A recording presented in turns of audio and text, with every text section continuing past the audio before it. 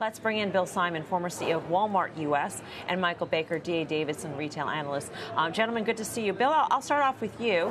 And obviously, I know that you've been in favor of Walmart, obviously, for a long time. But, I mean, at this point, it's hands down the favorite, I think, across retail analysts, amongst investors as well. It has a premium valuation. At what point do you say everything's been factored in? It is getting too expensive relative not only to its peers, but to itself.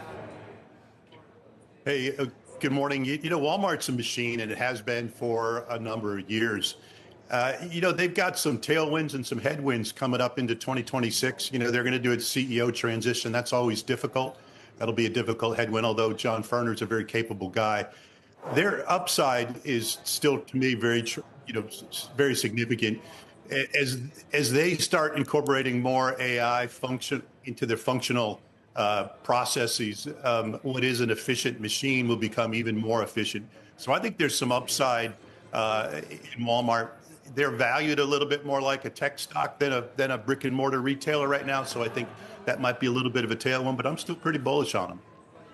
They're valued like more expensive than Alphabet. I mean, 4 PE is 42 compared to an Alphabet, which is about 30. I mean, Michael, you've got a $130 price target on Walmart, specifically a buy rating. How do you see Walmart's valuation relative to a Target, which also is going to be undergoing a CEO transformation, but a CEO who is really committed to this transformation? In a recent article, he was talking about even just small gains in market share, that there's no category where they have more than 3% share, which is just astonishing. And so if they're able to move the needle just a little bit, that could mean a lot to the bottom line.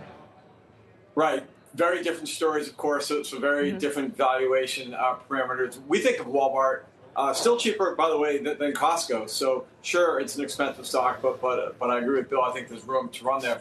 As it relates to Target, little improvements will go a long way, given where that valuation is. And what we're really looking at are the margins.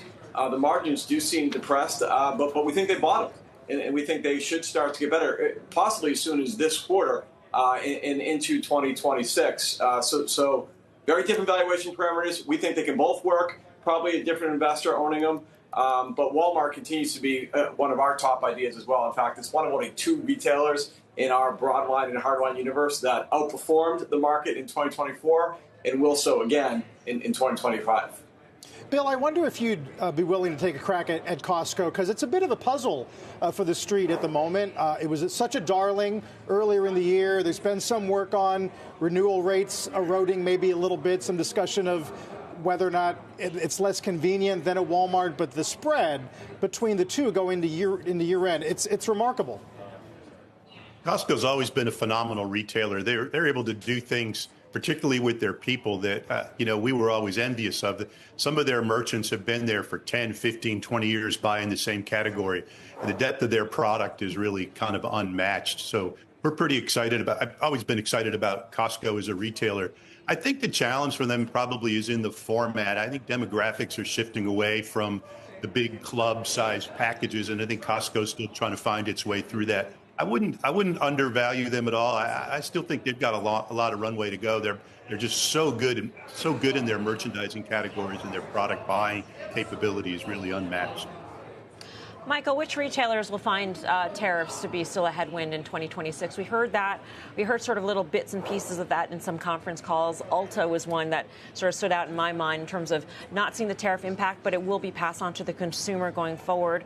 Where should we look for that impact? Yeah, the tariffs certainly impacted in 2025, and we think will again in 2026, just because of the timing of where those impact.